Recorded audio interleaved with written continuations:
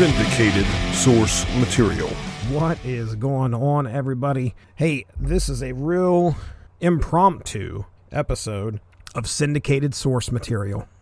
It has been a while since I dropped one of these, and I grabbed this specifically because Monday, our discussion of Unspoken Issues dropped, where we talked about Legion Quest, which was the prelude to Age of Apocalypse.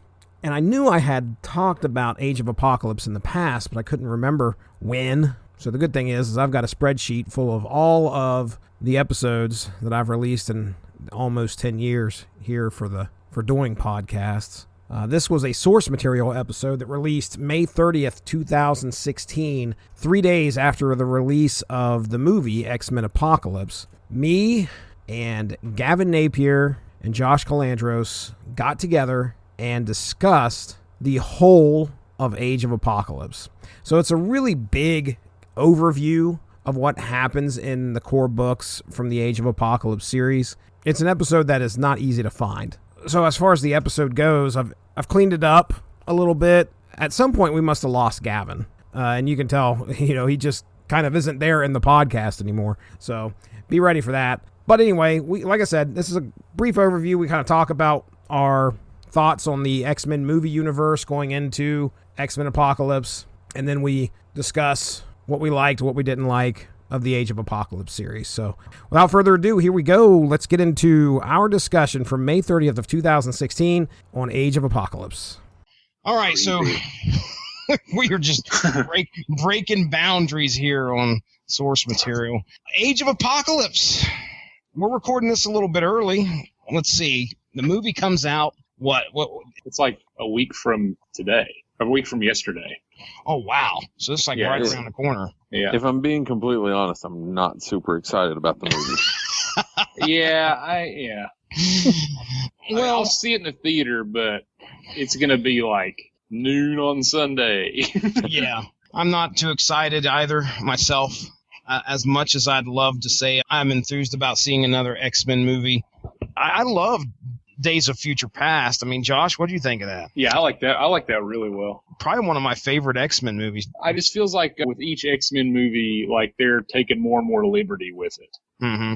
Like Days of Future Past was kind of right along the original storyline, but it was, I don't know, like there was just enough that wasn't normal. Like it was, I don't know. It's just not feeling quite the way it should. The problem with the comic book movies is they have contracts with certain actors that dictate that they're being paid the most, so they're going to make sure that they get their money's worth out of them. Anytime you get a Sony produced or whoever has the rights to X-Men, I forget who has that. I think it's Sony or maybe it's Fox. I don't know. Anyway, they're paying Jennifer Lawrence and Hugh Jackman a movie, so no matter what, those are always going to be the main characters in the movies, which for me detracts a little bit when it's not necessarily a Wolverine or Mystique-centric story. Apocalypse looked like a complete and utter disaster when they first showed that first trailer. I mean, it just looked like crap. Now, they went through and didn't they do some adjustments, Gavin? I honestly don't know because after the first trailer, I've just kind of put this movie on the outside of my radar and haven't paid a whole lot of attention to it. Mm-hmm. Go ahead. No, I was just going to say all that they did is like in the first trailer he was fucking pink. Like he was pink and purple. Yeah. So like they kept the look, which the look isn't completely atrocious, but dude, he was pink. Yeah. And so I think they've changed the color to where he's like his usual blue. Mm-hmm. And so I mean he looks way better in that regard, but I just don't understand why you can't just take stuff like this and just do what they did in the comics with current graphic styles. Are you suggesting that if someone would just be faithful to the character design that made the characters popular to begin with, they would get a better product? Yeah. Well, I mean, here's the thing too, though. You do these movies, you do them for everybody. Right, but at the same time, who are the ones that are creating all the initial buzz before the damn thing even comes out? It's fucking nerds like us that are all pumped about seeing Apocalypse on the main screen so that whenever you get some Hollywood graphics person or special effects person like, oh, I'm going to put my name on this and make it how I want it to be. Dude, no, nobody fucking cares. Nobody wants you to do that. Nobody cares about your name or your stamp on this. Just take what you see in a book, put it on the screen, make it out. That boggles my mind. Ever since comic book movies have started, I don't understand. I have my worries about this movie, but dude, the costume design for Psylocke is flawless. I will have to give you that. That's like a wonderful cosplay come to life on the big screen. I don't know Olivia Munn very well, other than from, what was she on, like G4 or some shit before then? Yeah, she's on Attack of the Show. There we go. So I know that's about my extent of her acting. If that's even acting, you can't even consider that acting, really. I mean, she was a celebrity. Yeah, she was on an HBO show. It was a Will McAvoy show. Like the character's name was Will McAvoy. Californication? No. I don't know. John from Cincinnati's Room. Okay. The Newsroom. Yeah. So she was on there, and I mean that was an Aaron Sorkin show. So like it's all writing anyway. Yeah, it's all dialogue. All like. Yeah, it's unrealistic, incredibly quick, quippy dialogue. Like, it's fun dialogue. It's just not realistic. I don't expect Olivia Munn to be, I guess, exercising her acting chops too much. She's clearly there for some window dressing, I'm sure. Tonight, our discussion is going to be about the 1995-1996 epic Age of Apocalypse that came and impacted the Marvel Universe. It's synonymous with some of the great X-Men events that happened, if not one of the best X-Men mutant events that occurred.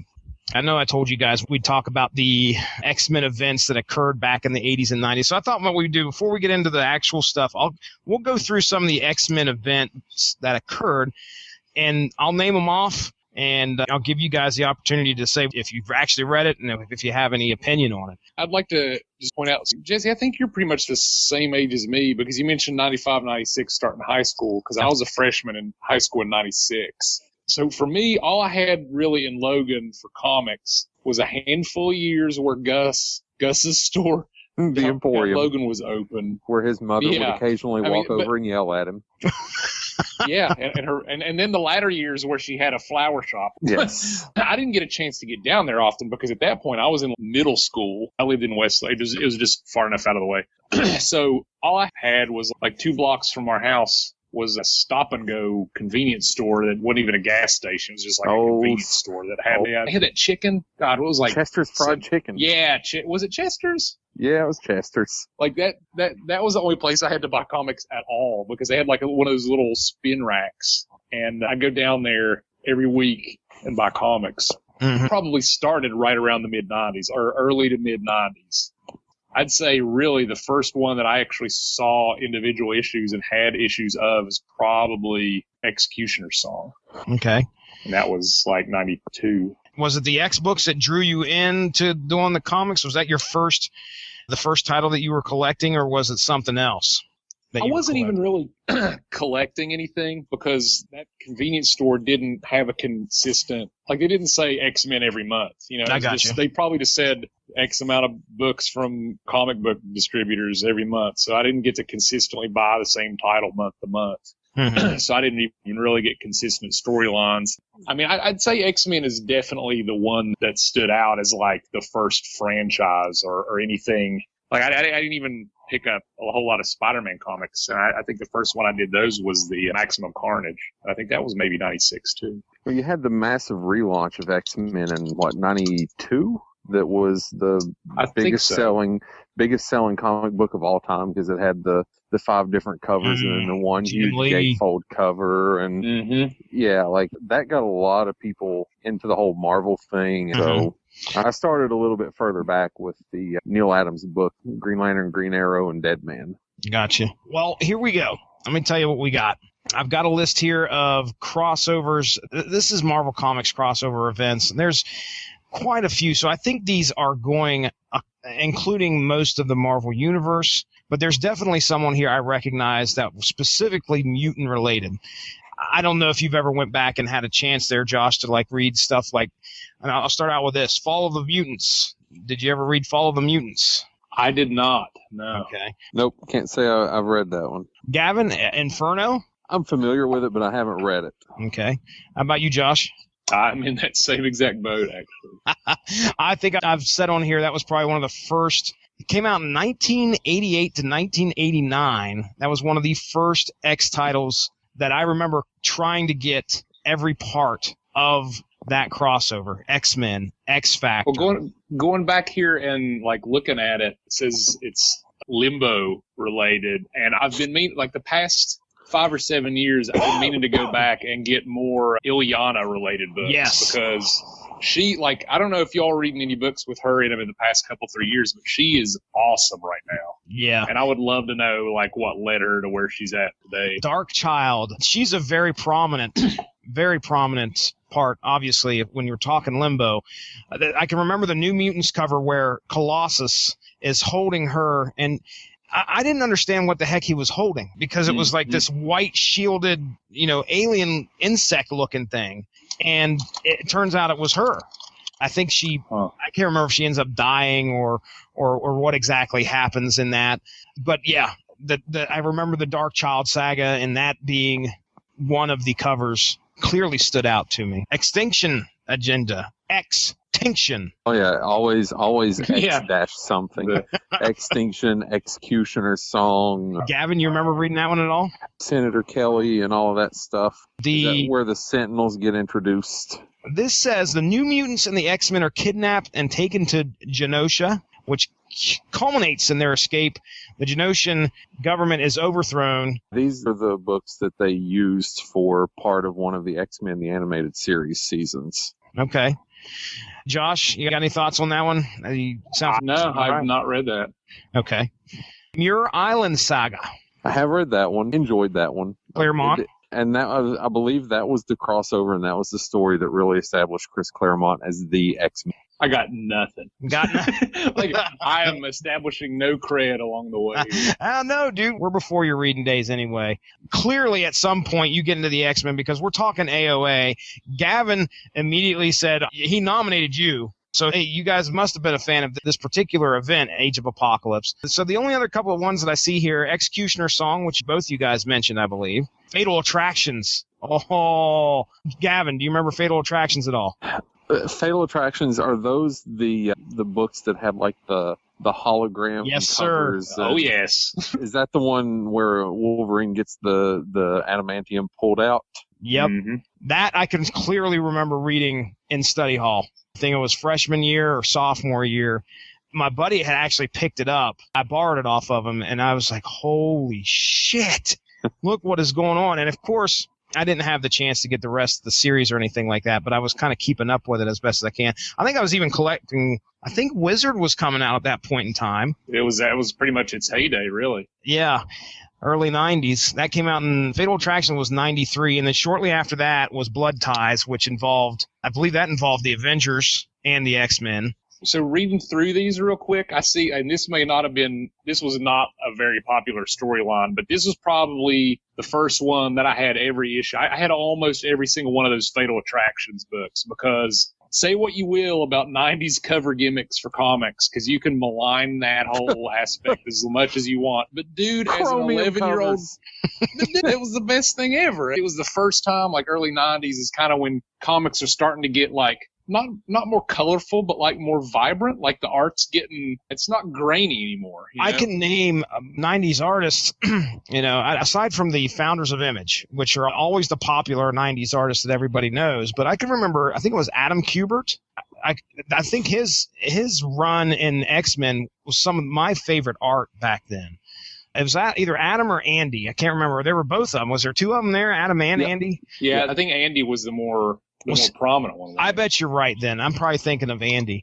Some of that stuff really, I've already made no bones about it. I'm a visual guy when it came to starting collecting. I was all about the art, and the story was probably a distant second. Yeah, and it was for me too. I think the first thing that ever really stood out to me was that Magneto pulling the adamantium out of Wolverine's storyline, because that's the first one where I was like, this actually seems like it's important, because up until the 90s, that was the first thing that I read where it felt like more than just an individual issue storyline. Yeah. You know, most of the stuff that I had read was just spotty here and there, and that almost certainly had to do with the fact that I was buying it at a convenience store. But you could tell that one felt like it was written well enough to where you didn't have to have read the previous 5 years. Yeah. So that leads me into the next storyline, which, again, I'm sure is not very popular with many other people, but I had every single issue of Phalanx Covenant. Yep. and Dude, like, I don't know why, but that convenience store got every single issue of Phalanx Covenant. It's because they had holograms on the cover and they knew kids would buy them. I threw money at it, so. Literally just at the book, not towards the register or anything, just throwing handfuls of nickels at the book. I just walked in, grabbed it, threw money in the air, and ran out. Man. Why doesn't that kid just bring the books to the counter and buy them like everybody else? Yeah, Phalanx Covenant, did not collect that. Anything that was associated with Generation X, I don't know why, but I shat upon Generation X. I hated it. How dare you? I hated it. I did not like it. I don't know why. He had a character named Skin. What's not to like? Jeez. Ooh, he man. had extra skin. What? I wanted to like Generation X so bad, but I went like, I got like 4 issues in, and I was like, I got nothing. I remember liking one character, and that was Chamber.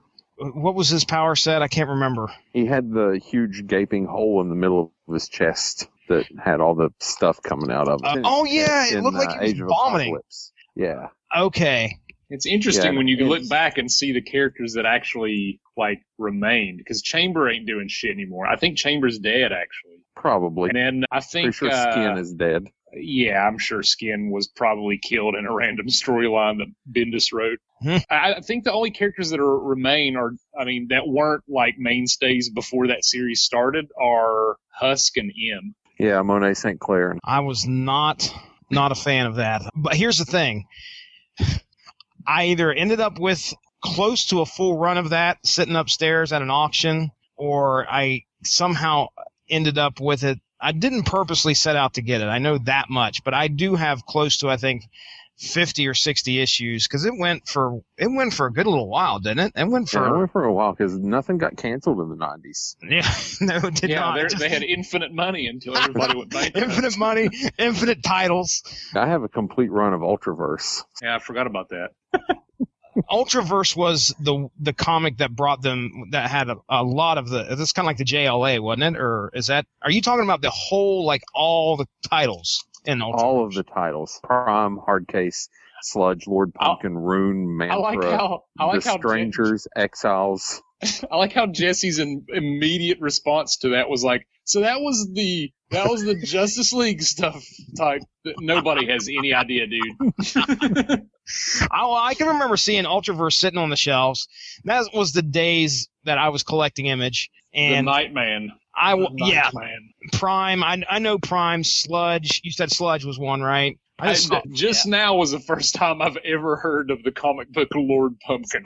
You would really like Lord Pumpkin. Yeah, that would have been one I would have grabbed solely out of morbid curiosity. Lord Pumpkin, eh? I'll give this a whirl. He was an evil wizard. Like, it was a magic type book, and his head was actually a pumpkin with a magical flame in it, and it was like some old sorcerer that had possessed it or whatever. And Marvel actually tried to transport him into the Marvel Universe briefly because... They did like a weird crossover. I remember that. Well, Marvel bought Ultraverse because the one thing that Ultraverse had going for it was that they had this revolutionary color process that looked better than everything that everybody else was. Those books did look amazing. And Marvel just bought them outright for the color process and then immediately canceled everything. Wow. And this is Ultraverse Malibu? Yep. That's what I thought. Okay. Ultra Force. That's what I was thinking of. Yes, it was Ultra Force. There we go.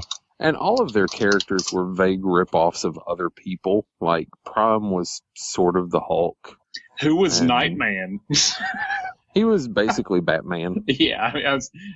And all of their origins were basically the Flash. Like, there was this whole mystical thing that happened and people ended up with powers. Like, wow. So did they all have like a magic connotation to him then? Or no, like Hardcase was kind of Wonder Man. Like, he was pretty much invulnerable, but he was a movie star. You had Prototype, who built his own suits of armor like Iron Man. Solitaire was actually a really cool book. Like, he was an assassin type character. That was actually a lot of fun. Sludge was an interesting book. He got like merged with toxic waste or whatever, but the character was dyslexic, so the book was written from the like with dyslexic dialogue. That's pretty cool. All right. Well, that's not what you called for, as they say. Wait, Control F. We're not talking about Ultraverse? That will be a fun podcast when we do. If you had told me earlier today that we would be talking about Ultraverse for 15 minutes during this podcast, I would have been like, so it's going to be one of those. One of those.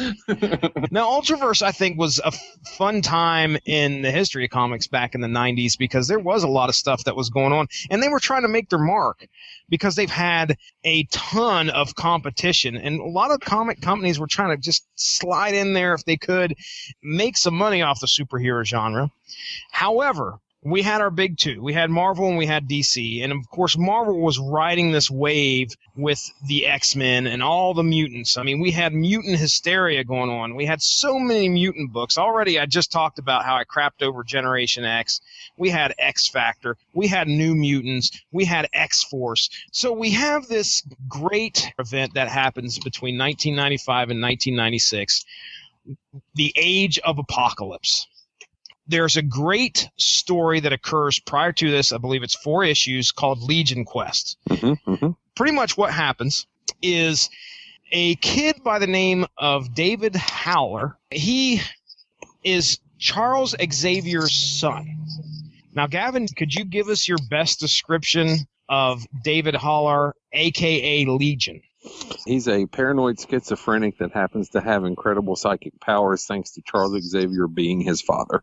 When you have the power set and the level of power that this guy has, being schizophrenic and a paranoid schizophrenic on top of that, that doesn't bode well, because this guy can he can alter reality almost. I mean, he's on the level, if not above, Charles Xavier. I believe they call him an Omega level mutant. He's like Franklin Richards, but insane. There you go. He's in his teens, and we find out at the beginning of Legion Quest, his multiple personalities, which apparently he suffers from, they finally come together and they've all shook hands, and he's all better. He has decided that he's going to do one thing and one thing only. He's going to go back in time and help his daddy out by killing Magneto before he becomes the threat that he blames Magneto, number one, for the fact that because he can't spend time with his father, even though he'd been locked up, I think, or somewhere. So he's going to go back and he proceeds to try to kill Magneto. The unfortunate thing is that plan fails. And while he's doing this, of course, the X-Men get wind of it. There's a big to-do. So they're battling with him, and he, of course, goes back, and what he ends up doing is, as he goes back in time, goes back to like the 70s, and he ends up taking a few of the X-Men with him. He takes Bishop, Iceman, and I cannot remember who I think else. Storm went with him too. Mm-hmm. Psylocke. Yeah, Psylocke ends up being important. Okay. So there we go. They end up going back, but they can't recall what they're back there for, and neither can Legion. Legion finally comes to his senses. Finally, Charles Xavier and Magneto show up, because this is way early in Charles Xavier's and Magneto's mutant abilities. And this is just at the beginning of their friendship.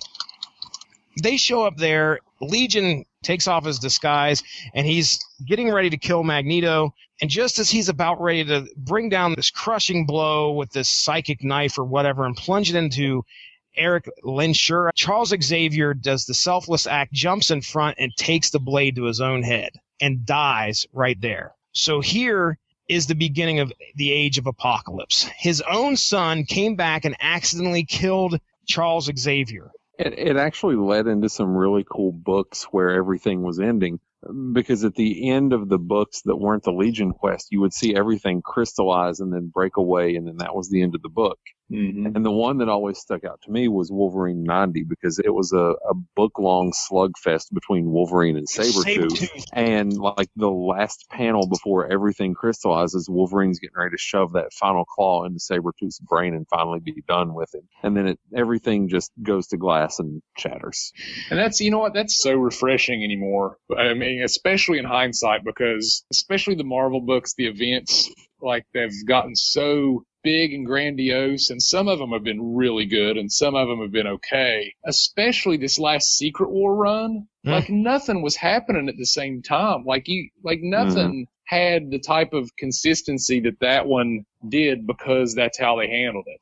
Yeah, it's too big now. You've got too many people working on it from too many different angles, whereas... Too many deadlines, too many overlaps, too much... I was listening to a podcast earlier this week, specifically about Age of Apocalypse. This kid on there was talking about how when he was collecting this, he had just got into enjoying the mutant books, specifically X-Men.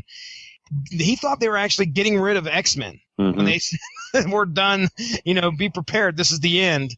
He actually thought that was what was going to happen. He didn't realize. So this was kind of a big deal. There was they were saying, everybody, this is now going to end, and now we're going to call it Astonishing X-Men, I think is what they decided to call it. So they changed the names of the titles, and a lot of people thought that, this was going to be the end. Of course, us as comic book enthusiasts probably saw through that. However, it was an all new, all different. I probably shouldn't use that, should I, Gavin? I mean, it's appropriate. Josh, were you collecting this off the stands? Yes, but again, it was pretty sporadic. Like, I had an issue from every single one of these series, but I only had maybe one or two issues from a lot of them. How about you, Gavin? Yeah, I was buying them every week. I was a disappointment to my father and had no athletic ability whatsoever, so he helped me fill the void with comic books. And just like with baseball cards with Dad was as much a completionist as I am. Once I started getting the Age of Apocalypse books, he wanted to make sure that I got them all, because he knew that if I ever wanted to sell them, that it would be better off to sell them as a set than trying to sell individual episodes or issues. That's awesome. Yeah, that's actually very forward thinking, in my opinion. I certainly wasn't thinking that at all. I didn't know that putting together a run would be well worth more than what it would be to sell, issues 1, 10, 11, 12, 15, things like that. I certainly wasn't giving that a whole lot of thought. So definitely good on your dad, man. We get into this new universe, the Age of Apocalypse. What happens with Charles Xavier's untimely demise? Apocalypse pretty much attacks 10 years earlier than he would have. We have our X books take a different look, and all our X teams, everybody's different. Apocalypse has rained terror down on the earth. Because he had taken over North America at that point that this story starts. Yeah. We're jumping right into, I assume they don't go into the time frame and what we're looking at, but it's almost like you jump back into present day and kind of, you assume that's what's going on. But I want to go ahead and break down the books that showed up after this, and I'll get your guys' opinion on it if you had any opinions on these books or whatever, and then we'll kind of talk about a little bit of the characters and how different they were in this universe. The first book we have is Excalibur.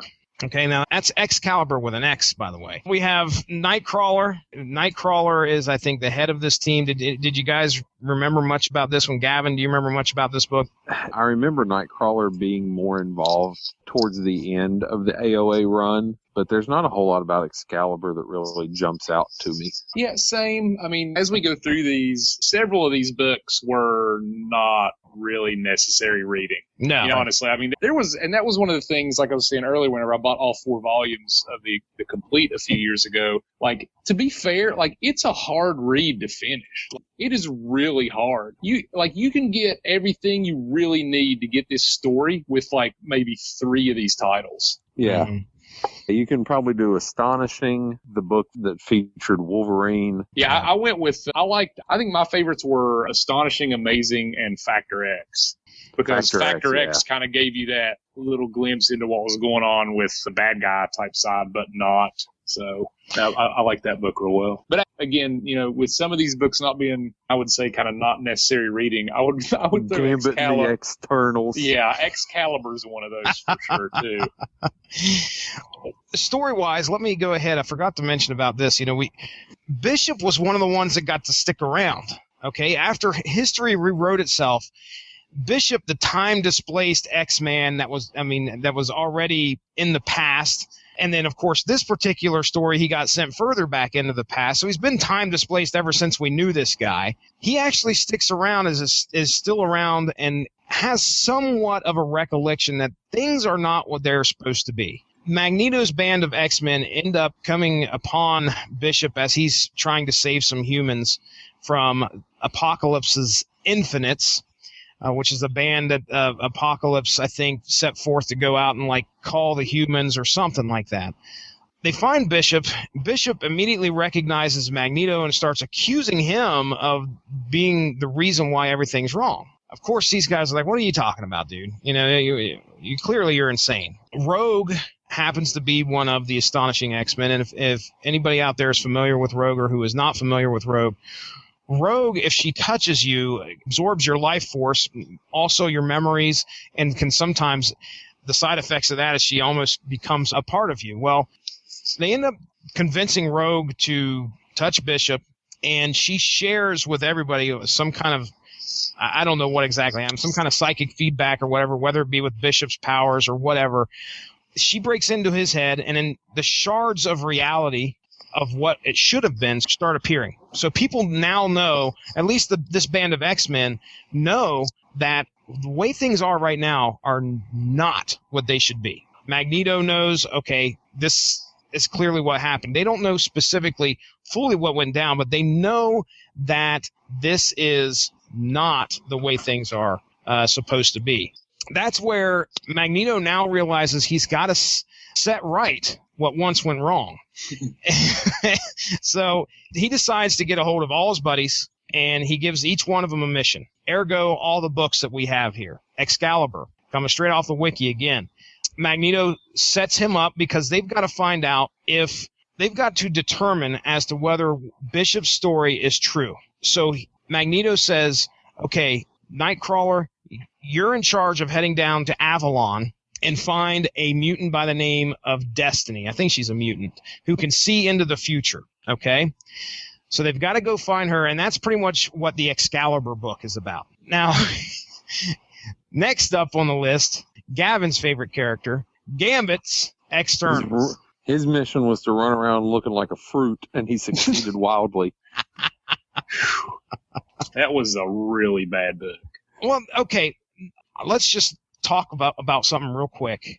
Prior to Age of Apocalypse, were you guys into the whole Gambit Rogue thing? No. No? Dude, no. It didn't Gross. make any Rogue with anybody makes no sense. The whole subplot for Rogue was apparently, oh God, I'm so lonely. Why can nobody be with me? And so until you introduce a character or some sort of plot device that temporarily or permanently allows her to be with somebody, that is an incredibly stupid plotline.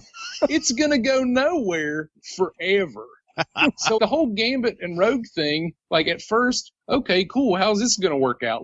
4 issues later, you're like, done. Do not care. This is not a 2-decade-long, love affair storyline. Can't touch each other. This is it's done. Not going to work out. Yeah, for the first year and a half, you're like, this is kind of dumb. Wow. Man, I was hooked, guys. I'll tell you that right now. I was seriously hooked. What's going to happen? Something's going to happen. These two, this forbidden love that they have. And, of course, you got Gambit, the shady thief mystique kind of thing. And I'm not a sucker for romance comics or anything like that. But for some reason, I was really invested in this when this was going down. And the fact that this is one of the big differences, just like you mentioned, Gavin, Magneto and Rogue, hook up. As in, they don't just get married, they have a freaking son. Gambit is still all about Rogue, even in this universe. And yeah, Rogue's like, yeah, but you look the way you look, and you can't touch me, and so I'm just going to go with this dude that I can touch. We're done. Yeah, he does have that over me. Forgot he can touch you. Have you seen what I can do with cards?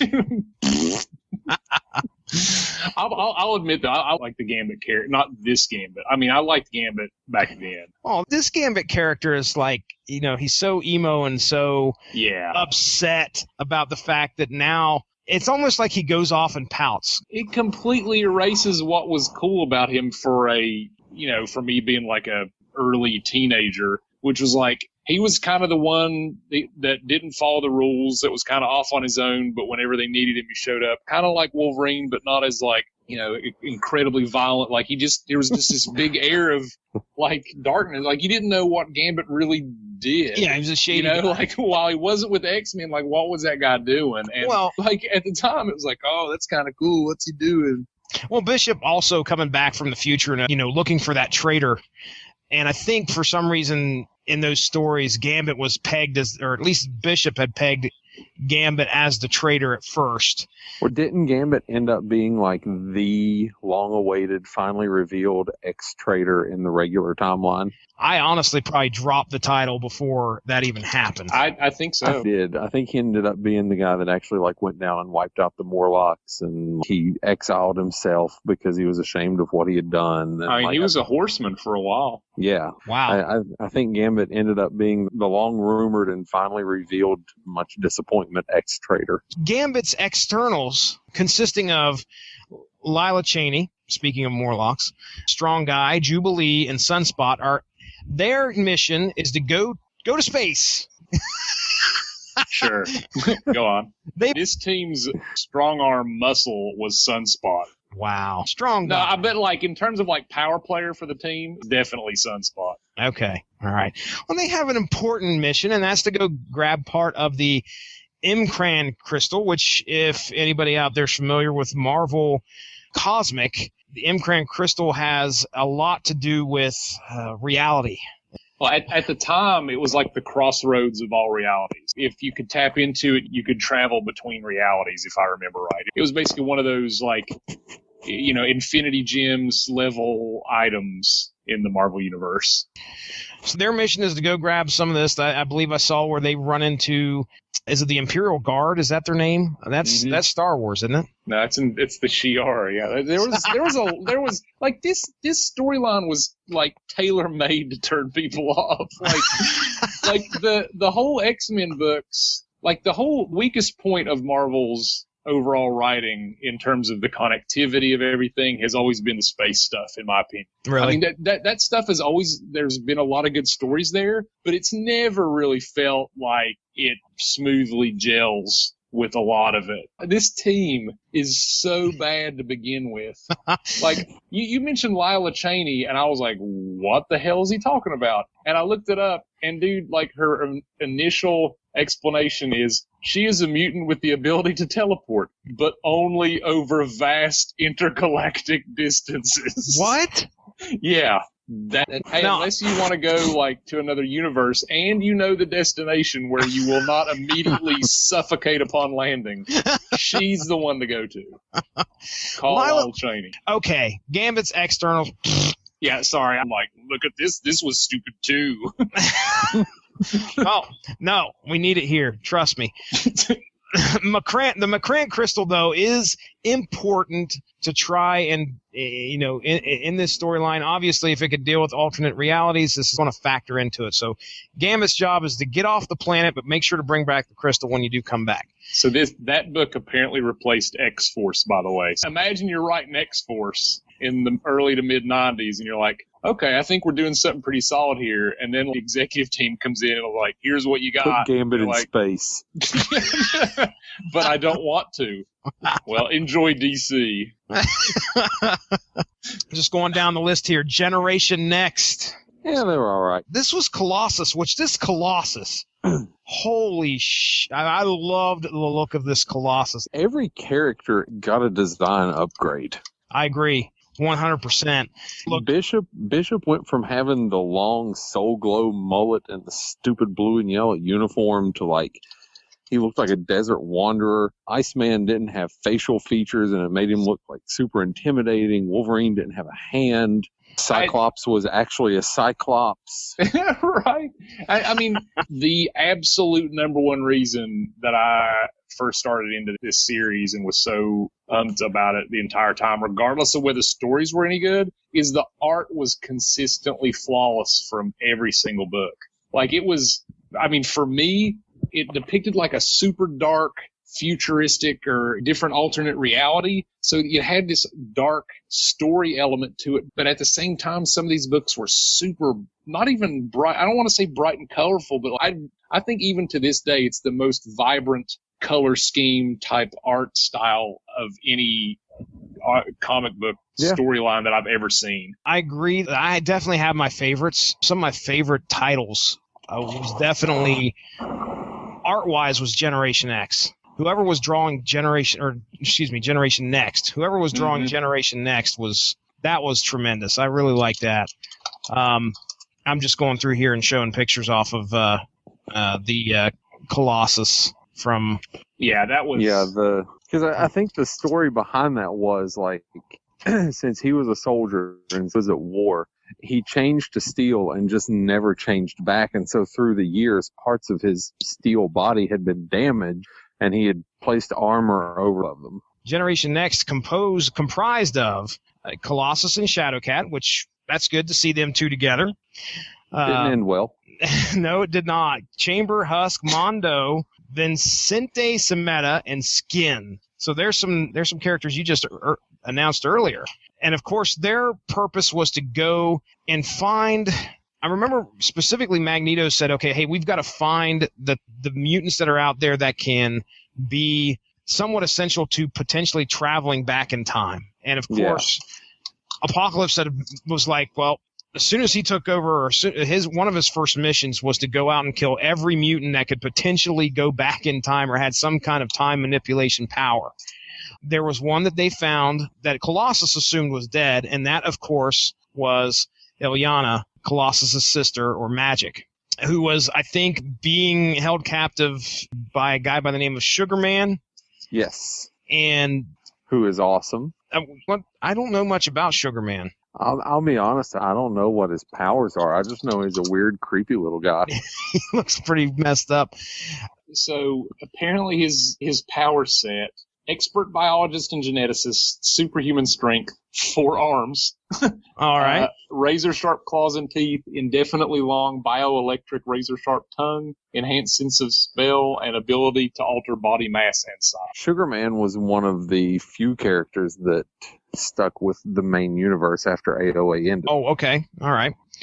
So that was Generation Next. That was their mission, to go find Magic and try to put her to use, which we find out in this storyline. It's not like she's a mutant that's just willy-nilly using her powers. She has no idea she has powers. Next up, we have the Astonishing X-Men. I'll just run down through the characters there. I imagine, well, they say they were led by Rogue, so I assume Magneto's in the background, because I don't think he shows up as a member of the rest of these groups. But Rogue is the leader. We have Sabretooth, Blink, Wild Child, Morph, and Sunfire. Gavin, you got a favorite out of those guys? I love this entire team. Sunfire's redesign may have been the best in comic book history. Yeah, dude, that was amazing. And they brought it back for a short time in the regular universe when he was a horseman for Apocalypse. Mm-hmm. What video game was it, Josh, that you could do a mod and have that version of Sunfire? Was it one of those Ultimate Alliance games? It may have been, yeah. Ooh. You could get that version. It was just amazing. But Sabretooth's personality and having Wild Child on a chain with him. Stop. Someone explain Wild Child to me. I really don't know a whole lot about him. I know he was in Alpha Flight in the regular universe, wasn't he, Josh? Yeah, that was actually his first appearance, was in the first issue of Alpha Flight, but I don't think he really did much. It was just like a side character nobody really thought of. Yeah, I mean, for our listeners, I'll do my best to describe Wild Child. Take Sabretooth and subtract about 150 pounds. And then put him on a leash. Put him on a leash, maybe about another, 10 inches. It was like a mini Sabretooth, right? Well, like in the Age of Apocalypse, like he had super low intelligence. Like he didn't have more feral. Low intelligence. Yeah, he was basically like a feral, like super scrawny version of Sabretooth. And apparently in that timeline, Sabretooth had found him. He'd basically rescued him from being a prisoner of Holocaust. So that's how they found it. And you can kind of fill in the blanks there, but you can almost certainly understand that Sabretooth found him like that. And he's like, well, I know how that works. And so I know what he's going through type of thing, because Sabretooth was more like, he wasn't an emotional character or anything, but he was more like down to earth than he had been. He was like Wolverine that we knew, because he was taking care of Wild Child, and he definitely had this very father-daughter relationship with Blink. Well, and you know, one of the interesting things too is that like there was a lot that changed the X-Men character's persona in the future out of this. Nothing happened to Sabretooth as a result of this series, really. But after this series, you start to see him basically becoming, personality-wise, the Age of Apocalypse Sabretooth, where he joins the X-Men, and he's got like a morality quandary, and then he's kind of the good guy to the point where you look back at it in hindsight, you're like, that's just what he did in Astonishing. You got a favorite out of here there, Josh? I just like that basically half the team ended up becoming the Exiles. Yeah, if you wasn't going to mention that, I was. Yeah, I mean, half the team, I mean, Sabretooth, Blink, Morph, I mean, that's over half the team right there. Was Morph, had Morph done anything before this? Like, was this his first appearance? Morph was on the cartoon and was a huge fan favorite on the cartoon. And from the cartoon, a lot of people have been clamoring for him to be introduced into the books. Huh. And he had never been brought into the regular X-Men books. And so Age of Apocalypse shows up, and all of a sudden we've got Morph. And he looks different than he does on the cartoon, but there he is, essentially the same powers and the same personality, and everybody loved him. And I think this version of Morph, I don't think this version of Morph comes over with the AOA, Blink, and Sabretooth to Exiles. I think this version stays in this world, and the Morph in Exiles is a different one. But yes, I mean, shoot, Morph design's the exact same. Yeah, it is. It really is. And Sabretooth, yeah, it was fun to see them go into the Exiles comic, and those were the mainstays pretty much throughout the whole run of the Exiles. Yeah. Mm-hmm. All right, Amazing X-Men. That was the Astonishing X-Men. Now we have the Amazing X-Men. By the way, I just want to go ahead and put this out here. I don't think I made it clear earlier. Apocalypse's view on things. Survival of the fittest. If you read anything with Apocalypse in it, or if you watch anything with Apocalypse in it, if we're talking about the cartoon, I believe his mantra is survival of the fittest. Blah blah. It's over and over and over. So when he took over or attacked, made his move on the Earth, clearly humans were the weakest species. He's starting to wipe those out, and that's what they're calling the Cullings, by wiping out the humans. And that was what Magneto put the Astonishing X-Men up to do, is to stop the Cullings. Also, when it comes to mutants, it's not like Apocalypse just let all the mutants live happily and free here. What he would do is he would take these mutants and put them in detention centers, and also have somebody experiment on them. A lot of the mutants are not living in peace and harmony here. A lot of issues. We'll get into the Amazing X-Men. Our team leader, Quicksilver. We have Iceman. We have Exodus, Banshee, Dazzler, Storm. They're tasked with helping out humans evacuate and get to Europe. And the reason why is the Human High Council, there's a bunch of humans over in Europe. Mm-hmm.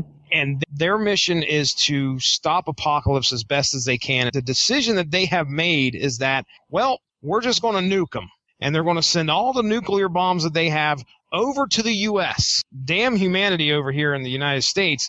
As long as Apocalypse gets his, everybody else is just, unfortunately, they're just casualties that have to happen, casualties of war. And the Human High Council, they were names that you would recognize. I want to say that Tony Stark was on there, Bruce Banner was on there, maybe Moira McTaggart. I think she was dead at that time. May have been. There was a female on there that the name was familiar. Let me see. So Clint Barton, Bolivar Trask. And wasn't he a villain? Yep. You've got Tony Stark. You've got Gwen Stacy for some reason. Okay, there you go. General Ross and Henry Gyrick. And then also Dr. Moreau. Honest to God, this says Dr. Moreau. That's a Marvel property? Seems very lazy, but sure. All right. What random literary character you want? Yeah, throw Sherlock Holmes on there, whatever. Okay. So these guys, this is the Human High Council, and like I said, their mission is to try and stop Apocalypse from advancing and taking over the world. That's the Amazing X-Men. They've got to try and get the rest of the humans over to Europe before the bombs drop. Now, Weapon X, that's the name that our furry friend Logan goes by instead of Wolverine here in the Age of Apocalypse universe. Wolverine sucked in Age of Apocalypse. Do we have an idea as to why he lost his arm? That's always bugged me. Cyclops blew his hand off. Oh, really? Yep. Wow, totally missed it. Yeah, they don't like each other ever anymore. Yeah, so also that's another caveat of this universe. Apparently, Cyclops's beams can cut through adamantium. Huh. Yeah, because that doesn't happen in the That's universe. concussive force that I always thought. I didn't realize that it was actually laser beams. Right. Yeah, but because see, there's been like I feel like I've seen panels in the regular universe where his beams have hit his blades like on his hands, and it just kind of like goes off in different directions. And Weapon X palling around with Cyclops' paramour of the 90s, and that's Jean Grey. These two have always had that sexual tension, as been evidenced in the books, as been evidenced in the movies.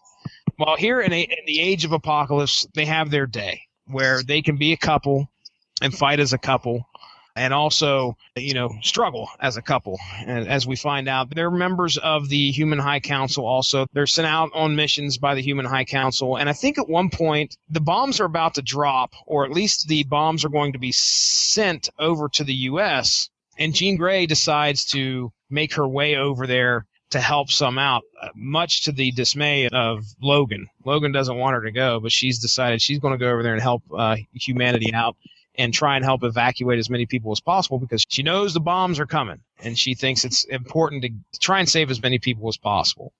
Weapon X, he's a jerk. He loves Jean Grey, but he's Logan. He's a jerk. So there you go. Anything else you guys want to say about Weapon X? I was really happy with it. Like, I think that this wasn't really, you didn't have to read this to kind of get the primary plot line. I think that it stands up way better than like Excalibur or Gambit and the Externals. And I think that's mostly just because, again, I think the art's done really well, but it's done really well in all of them. And I think you finally get that what if, like, Logan and Jean Grey had, were always the primary couple instead of Cyclops, because this was still at the point where, for me anyway, Cyclops was just one of the worst characters that had ever been created in all of comic book history. For me, up until like 6 or 7 years ago, I mean, he's just the most like Clark Kent, straight line, yes, like no one-dimensional, no real interesting backstory or development or conflict, just general like college jock douchebag style character. He's leading this great team. You figure you're supposed to love the guy, and he's just a big bag of shit. I remember being so happy when he died in the third X-Men movie. It was the only good part of the third X-Men movie. That's the only thing I remember. That and Buckethead Juggernaut. Oh, yes. Yeah, Vinnie Jones, who was British Juggernaut. Got paid to say a meme in a movie. Yes, he did. He did. Next up, Factor X. In this reality, Cyclops and Havoc work for Apocalypse. They basically lead his primary task group, and they're called the Elite Mutant Force. One of the interesting things about this book is that Cyclops and Havoc were on the same team, and Cyclops was team leader. You had the inevitable Scott-Alex rivalry thing between the two of them, but they pretty much despise each other throughout the entirety of the book, if I recall right. It kind of just tells the story of their point of view, and as the 4 issues develop, you get that Cyclops has inner moral quandaries with everything, but of course, because what a predictable, shitty character. So he ends up helping people escape, I think, through some secret missions that nobody really knows he's doing, and I think that Havoc ends up finding out. Yeah, Havoc ends up finding out, which, dude, like, if anybody else on their team could have found out, like, it would have been better. But so the team was Cyclops, Havoc, some brand new, to me at the time, and still now, were new. I don't know if there was any history with Plate, and then there was a couple of twins or triplets or something like that. Cannonball was on the team. A couple of other characters I've never heard of called the Bedlam Brothers, and then the North Star were on there too. Yeah.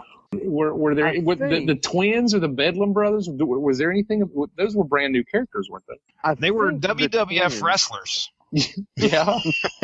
I think the twins were a diluted version of M, weren't they? No idea. Yeah. Oh, you know what? You're right. This says that they were St. Croix twins. Yes. Correct me if I'm wrong, but didn't the Madri show up in this book?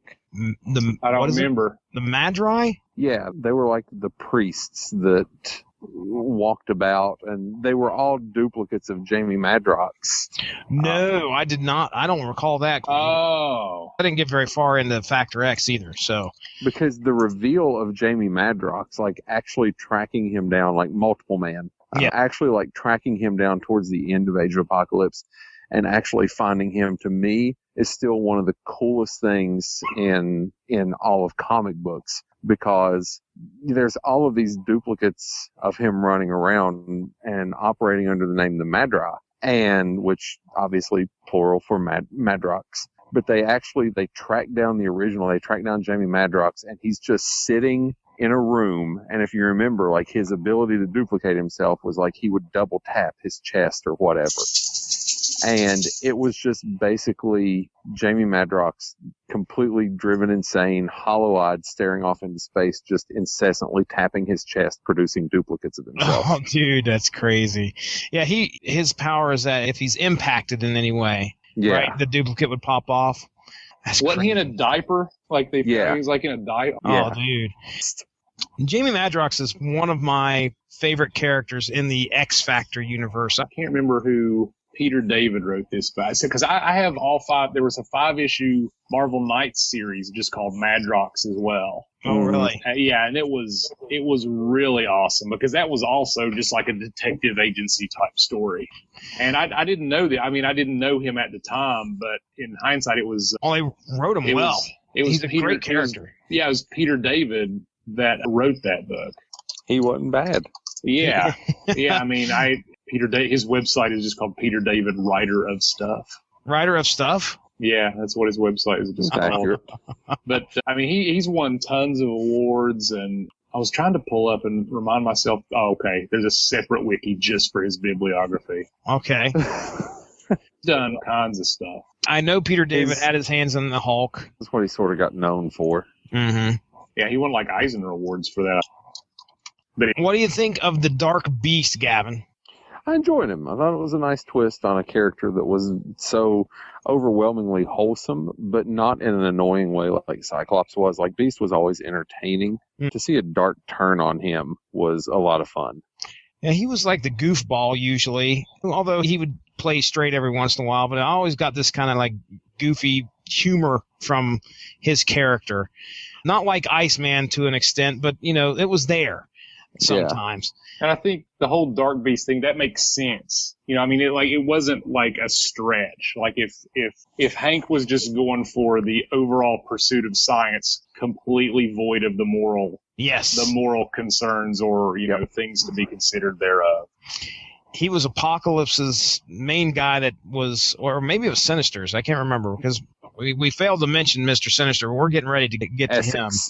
Dark Beast was in charge of taking care of these mutants and experimenting on them and doing all sorts of stuff. We see him pop up throughout the Age of Apocalypse storyline. At one point, he captures Jean Grey, and I think he captures Cyclops after they find out he's a traitor.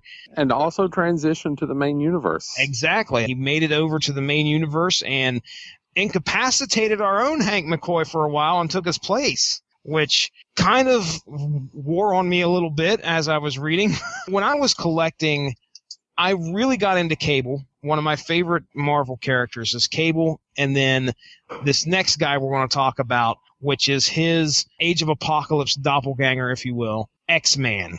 Nate Gray. Ridiculously overpowered. I'll be honest, though, at the time this came out, I did not like this book at all. You didn't like X-Men? I had zero interest in this. My favorite part of it is that Sauron was in it. Cable was one of my favorite characters. We were talking about Inferno. He was the child of not Jean Grey, but the clone of Jean Grey. Madeline Pryor, Scott Summers have a baby. And that's little baby Nathan. Baby Nathan is infected with a virus, the techno-organic virus, which ravages his body. And the only way that they could try and possibly save this kid's life is to send him millennia into the future. So they do, as any good parent would, just send your kid off into a portal. But anyway, they send him off into the future, the hopes that there is going to be a cure for this techno-organic virus and he'll be okay.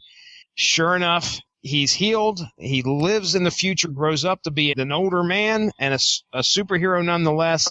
He has telekinetic powers, I believe, or telepathic, telekinetic. I know it's telekinetic because he uses that power to keep the techno-organic virus in check so it doesn't overtake his whole body. Hence the metal arm, if anybody's ever seen Cable. And ends up, of course, getting his hands on some time travel equipment and heads back to the time of shortly after he was sent forward into the future and meeting his mom and dad. He was the leader of X-Force. Okay, so again, I'm a sucker for the whole time travel story. Now, one of the things that they say is that Cable's a pretty powerful dude, okay? We got the big guns. We got all the pouches, all right? But his powers themselves are kind of limited because he has to keep this virus from taking over. Now, what we have here with X-Man is Essex. I can't remember. Mr. Sinister, Nathaniel Essex, is still obsessed, just like in this reality, as in our reality, with the Summers bloodline and creating this great product of the Summers. And he finds out, sure enough, Jean Grey, if he could combine those, it would make a perfect being. And he does so. And hence, Nate Gray is born. He comes out there, of course, he's born in a test tube or whatever. I even read one of the flashback issues of X-Men prior to this.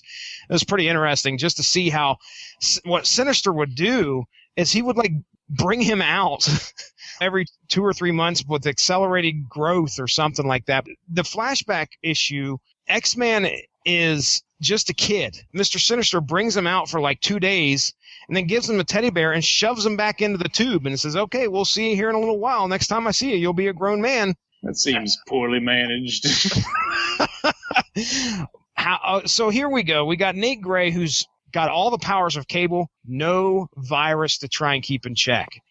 And so his powers are just extremely exponentially massive. What did you think of the X-Men series?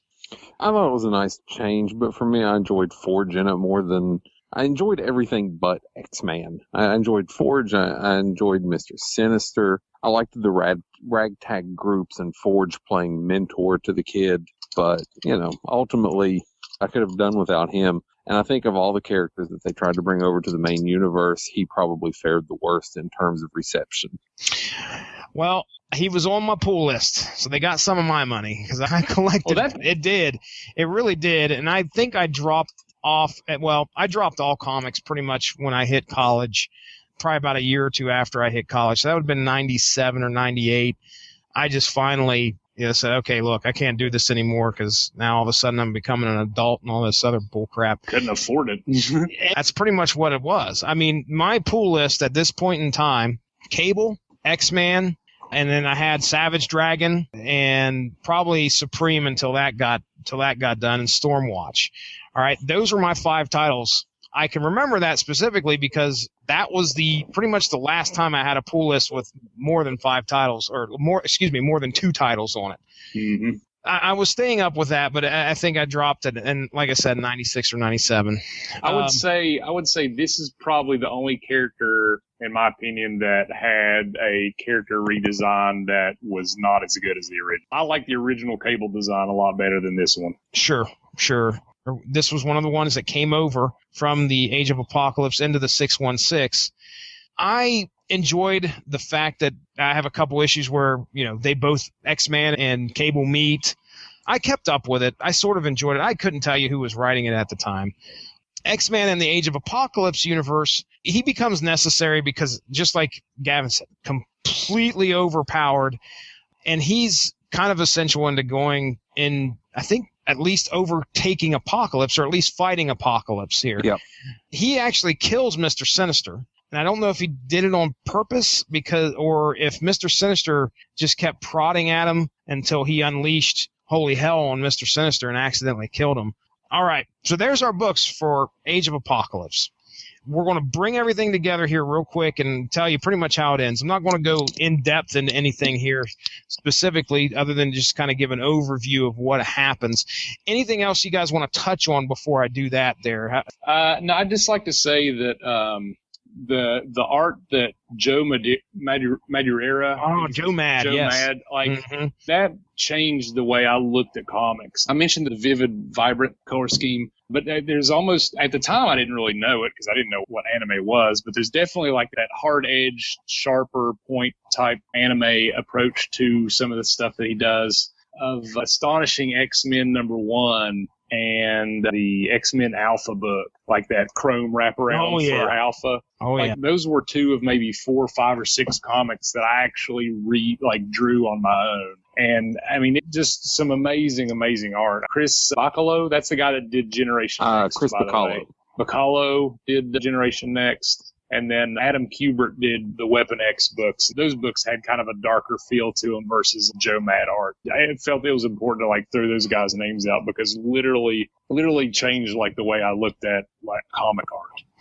Well, let's go ahead real quick, and I'm again looking off the wiki here. We'll go through the creative teams. I'll name off the writers, and there are still a lot of writers that are still around here. I took Fabian Nicieza as a penciler. He was not, was he? He was a writer, according to this. So he did both. He did? Okay. All right.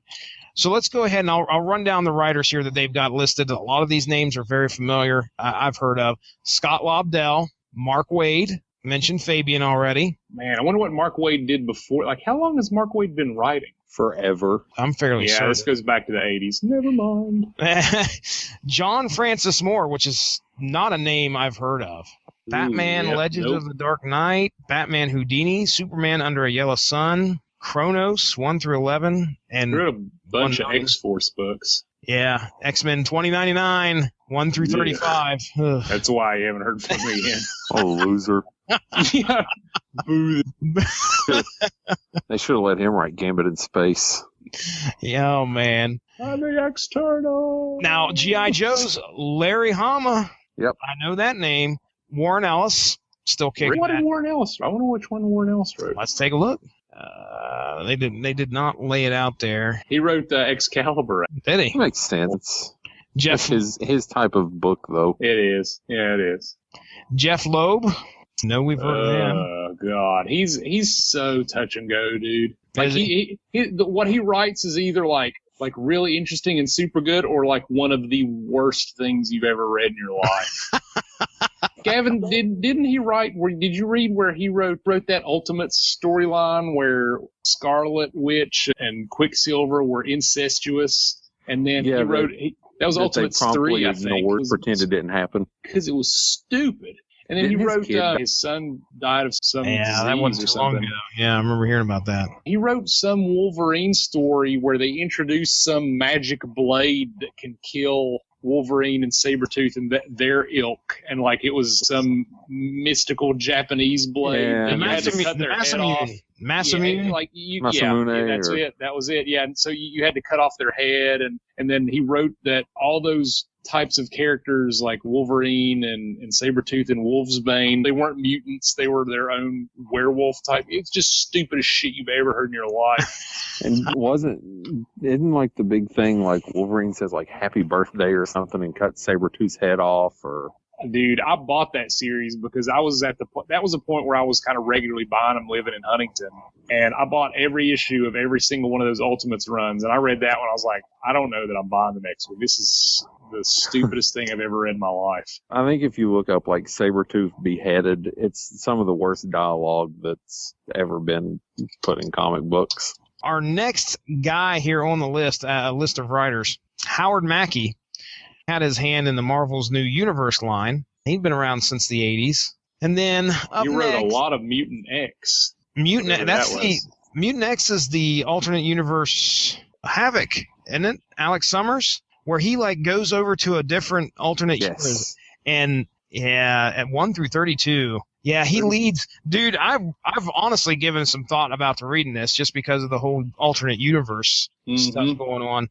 Because it is Alex Summers from the 616, I believe, who ends up going over there. And I'm just looking at a picture here on the wiki. That definitely looks like Marvel Woman / Goblin Queen. So we know that's probably Madeline Pryor. I don't know who that's Archangel. Yes. Archangel. Sure. Yeah. Okay.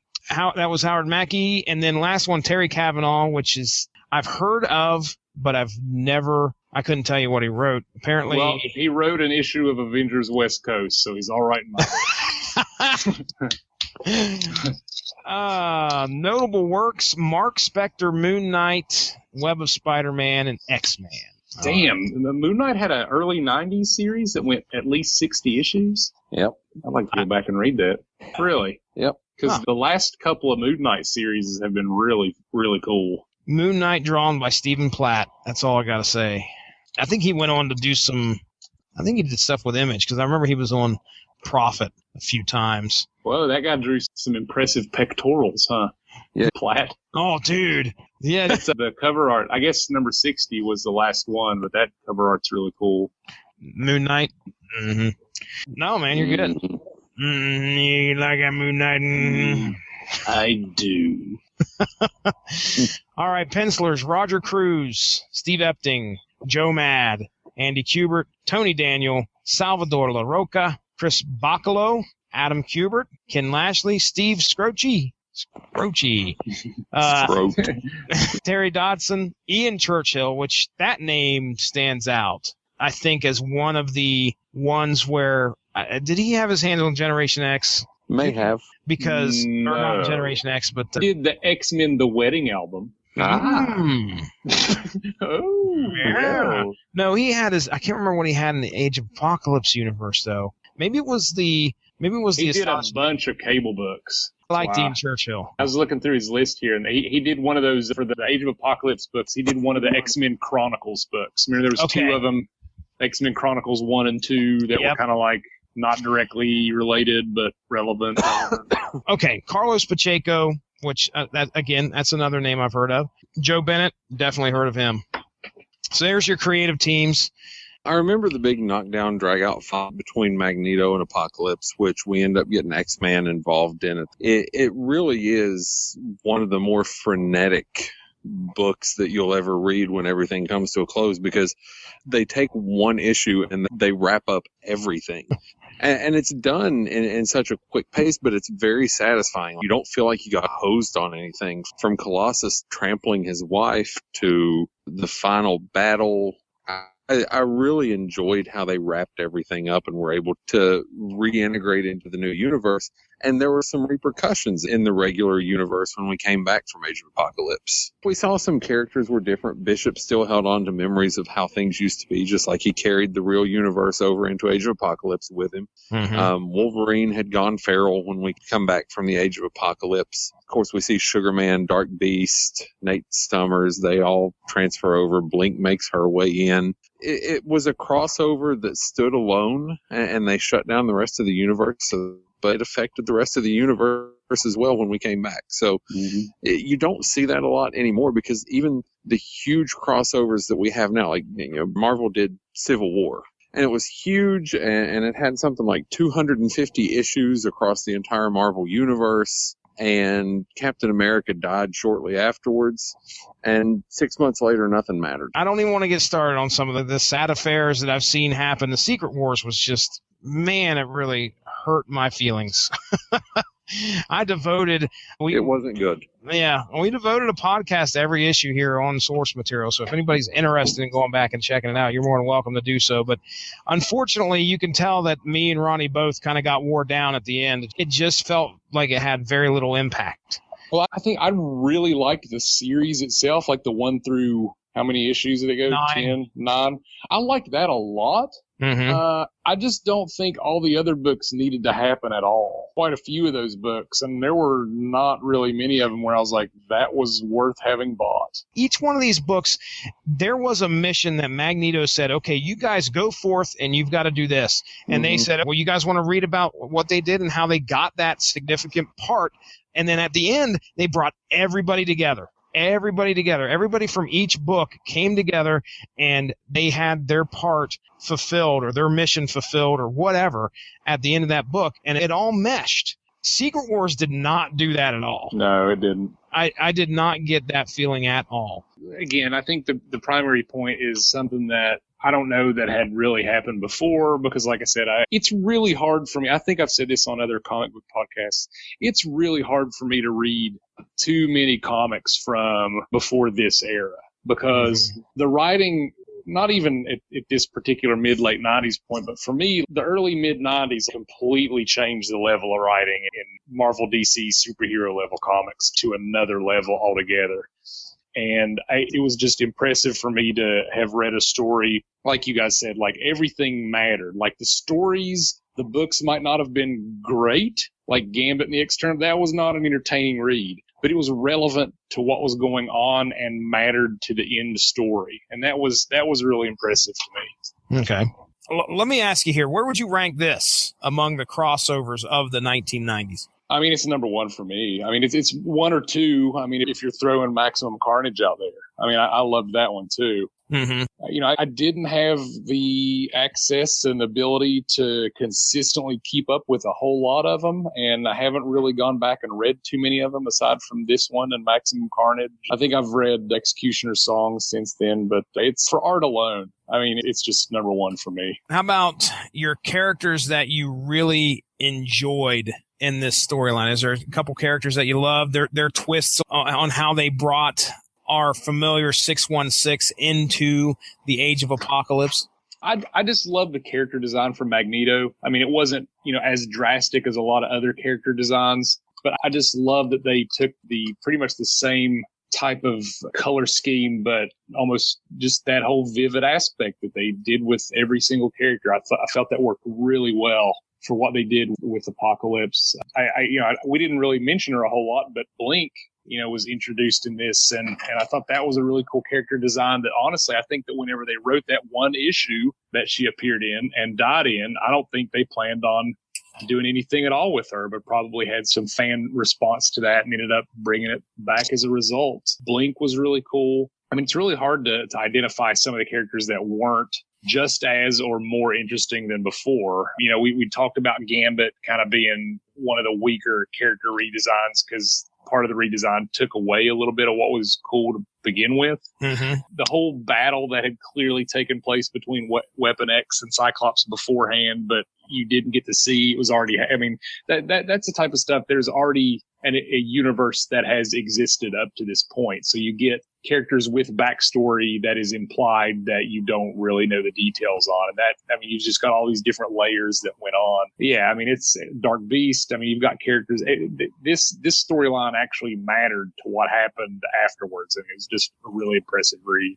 Is it going to be Gambit? I didn't really hate him. I just felt like you kind of took away everything that was cool about him. Like his kind of no nonsense, semi-independent while still being an ex-member team. You literally took all that away from this version of Gambit. I just don't understand where they were really going with that. I wasn't really big on the Sugar Man character because he just seemed like a physically deformed mad scientist, and that felt generic in a world of god-level powers. Was there any aspect you felt that was absent from the book? Was there something that you felt they should have gave you a little bit more of? Or was there a story that was untold? I would have kind of and maybe they did this in one of those kind of smaller side books, but I kind of would have liked to known a little bit more history on some of the human powered characters that were no longer around. I mean, it's pretty clearly implied or stated that they're all dead. And, you know, like what happened with the Avengers? How did that battle go down? How did that happen on this earth? Were there no mutants around to help? Like, what was that? You know, like just, you could go off on a whole nother couple of books worth. And they could have just as easily kept an Avengers version of that book going during a 4-issue arc and during that time rather than that universe's present. I was kind of curious about beyond the whole mutant centric storyline that this story needed to be. Like, what about everything else? Yeah. If anybody has the opportunity to get out there and go onto YouTube, Comics Explained. Have you ever heard of that YouTube series? Okay. There's a guy by the name of Rob Jefferson who does a YouTube show called Comics Explained.